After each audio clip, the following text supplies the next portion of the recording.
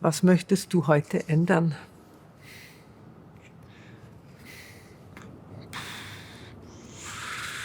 Wow, Oh, das ist big question.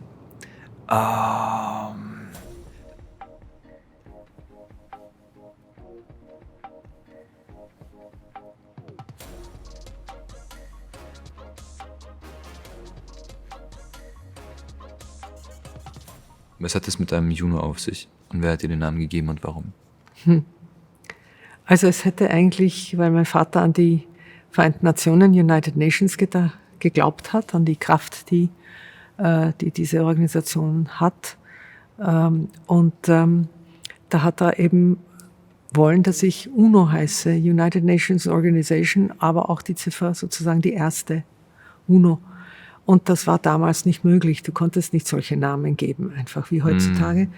Und dann hat er gesagt, na gut, aber eine Göttin, das muss es sein können. Gesagt, Juno. Und so kam es dazu. Und im Hintergrund aber war United meine Nations Mutter. Organizations. Kannst du mir die Geschichte unserer Familie erzählen? Habe ich dazu einen Tag? Okay. Mein Vater, dein Großvater, hat angefangen in der Bank zu arbeiten, aber das war so nicht sein Ding. Dann hat er, Wann? das war in den 30er Jahren. Dann hat er Medizin studieren wollen, hat er 2 Semester geschafft, aber es kam In dann schon Prag oder in Wien? in Prag, an der Prager Universität. Aber es kamen dann schon irgendwie so diese Anfänge der Kriegswirren und da ist er dann nach Wien gegangen. Und von Wien über Schweden, über verschiedene Länder, bis über Moskau auch und dann nach Amerika. Und als er in Amerika war, da ist auch für mich so diese andere Sache, die mich natürlich, eben, wie du gesagt hast, auch jetzt mit diesem Projekt berührt, das ich gerade mache und gleichzeitig, dass ich so oder so berührend finde. Also, dass er zum einen so dass er anderen Leuten, die flüchten mussten, geholfen hat, rüberzukommen in New York. Dass er Teil wurde von einer Organisation, um österreichischen Flüchtlingen zu helfen. Aber das, wofür er für mich ein Held ist und vielleicht daher für dich, dass er einfach als diese Einzelperson versucht hat, sein Möglichstes zu tun, um Menschen zu helfen oder politisch was zu verändern, dann war er immer drin verwoben. Immer helfend und bei uns also Flüchtlinge aufgenommen in der Wohnung, alles teilend. Hast du das Gefühl, dass das mit ihm aufgehört hat? Hast du das Gefühl, dass dieses... Naja, es war dann auch irgendwie das Ende dieser innereuropäischen Krisen, obwohl durch den Ukraine-Krieg. Was auf einmal passiert etwas in der Ukraine. Und ich fühle mich so, als müsste ich etwas tun.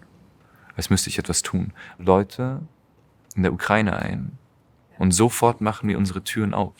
Es marschieren Leute in Afghanistan, Irak, Syrien und so weiter ein oder Kriege brechen aus. Egal aus welchen Gründen oder natürliche Desaster. Aber wir machen unsere Türen nicht auf. Ich sage nur, es gibt doch ein größeres Bild der Menschheit, das wir noch nicht ganz annehmen. Und dadurch war ja die Arbeit von Organisationen, die sich einsetzen für Flüchtlinge, auch die in hoher See die Flüchtlinge aus dem Wasser gerettet haben, so wahnsinnig wichtig, da Gegenstimmen zu bringen und zu sagen, hey Leute, aber es sind Menschen und es sind Menschen auf der Flucht und jeder Flüchtling hat ein Recht, aufgenommen zu werden, ja.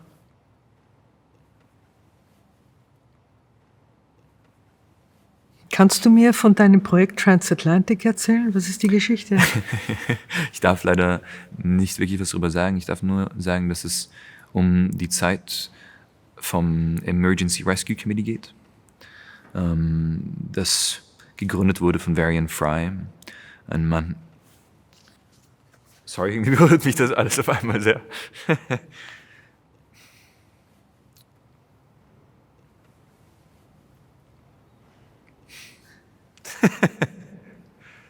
Berührt es dich, weil es auch auf eine Art und Weise ein Konnex ist zu den ewigen Problematiken von flüchten müssen? Das ist das, was dich so bewegt. Ja, es gibt viele Sachen, die mich bewegen.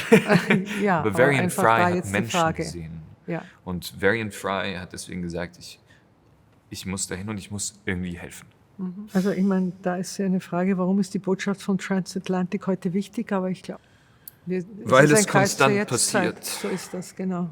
Und es geht einfach um Menschenleben. Ja. Warum müssen eine Vielzahl von Stimmen und Geschichten in der Kunst zu sehen sein? Wenn Kunst nicht von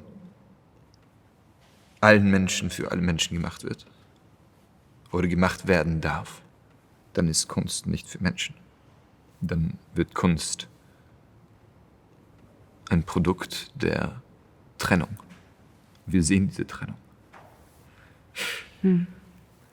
Geschrieben und gemacht werden. Und die Änderung ist schön. Dass Kunst eben für alle gemacht wird. Ich werde versuchen, das hier zu sagen, und dann mache ich eine Pause. Okay. Nina Simone hat gesagt, als sie gefragt wurde, irgendwie so, wofür machen Sie das? Sie hat gesagt, something along the lines. Weil wenn ich hier bin, wenn ich hier bin, Ja. dann wisst ihr, dass ihr nicht alleine seid. Was ist das Verrückteste, was Jada je getan hat? Oh Mann, da waren viele.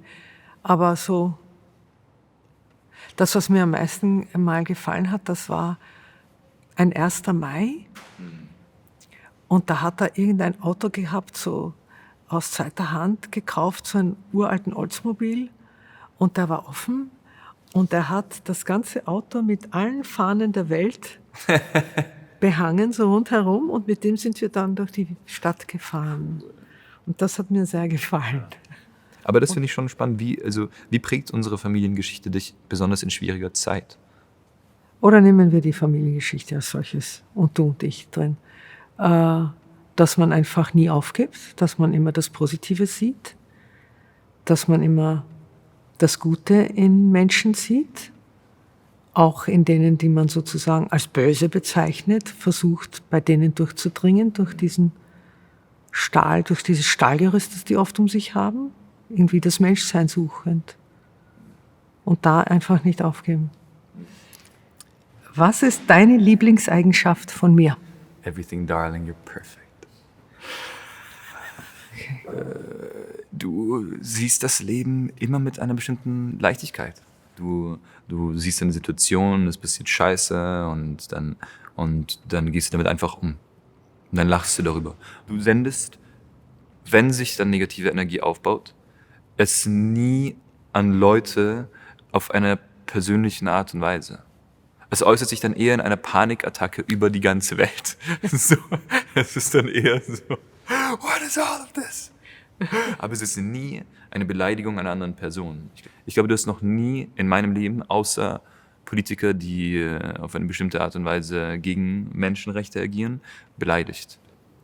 Und was schätzt du besonders an mir? Den Tiefgang, den unglaublichen Tiefgang, den du hast. Zeigen von Vulnerabilität, Empfindsamkeit, auf Menschen eingehen, zuhören. Das sind für mich irrsinnig wertvolle Sachen. Unter dem Slogan, wir bringen mehr als wir besitzen, werden wir laut zum Flüchtlingstag. Was bedeutet das für dich?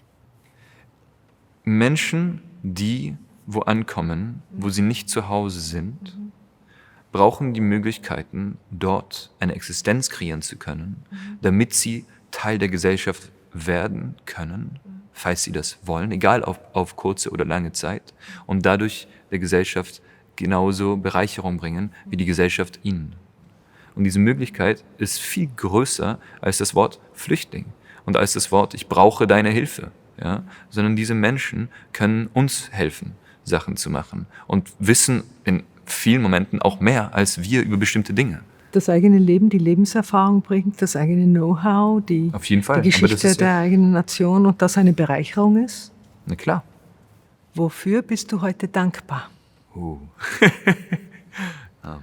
Ich bin heute dafür dankbar, dass ich erstmal hier sein darf. Ich bin dankbar dafür, dass wir zusammen hier sind.